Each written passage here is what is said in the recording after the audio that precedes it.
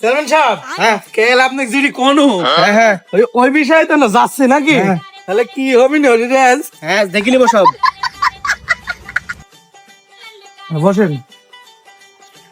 এই তোমাদের কি শাড়ি ফেলো, আমাদের আবার অন্য জায়গায় মিটিং আছে বুঝছো, তাড়াতাড়ি। চেয়ারম্যান সাহেব, এলিয়া 7 বার আমার মিয়া আর জামাইয়ের বিচারে বসনো। থামো, কালাম মালটা দে তো। হেই চেয়ারম্যান সাহেব, ভাল করতে পাবো আমি। এই কালাম, এত তো নো করছো কেন তুমি? আমি তো ভয় মুতে ফেলে দেবো কখন বা।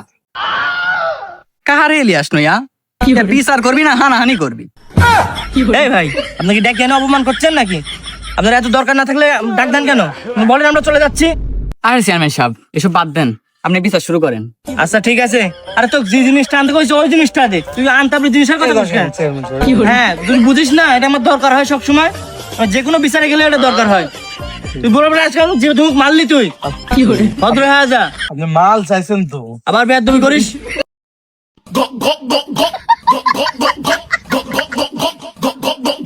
আচ্ছা তোমাদের কাজ শুরু করো।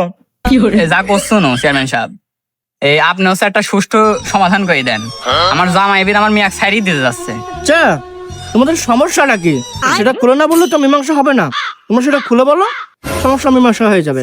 চেয়ারম্যান সাহেব, এই যে আমার স্বামী মানে আমার ভাতার এমন এমন প্রশ্ন করে উত্তরই দেওয়া যায় না।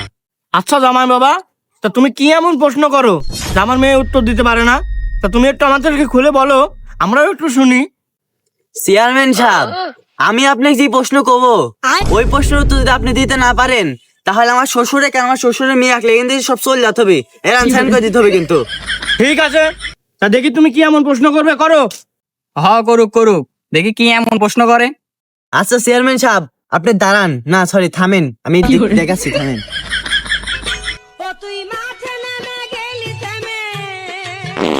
চেয়ারম্যান সাহেব, আপনি দেখেন তো কোন কোন জায়গাটা লাগিয়েছে। এ তো বিঘা প্রশ্ন দেখতেছি, এই প্রশ্নের উত্তর কিভাবে দেয়?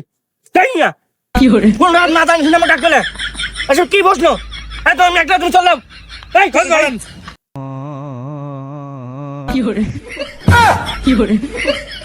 এ আবার কেমন প্রশ্ন? এর সাথে রাখা যাবে না। চল মা চল, বাসায় চল।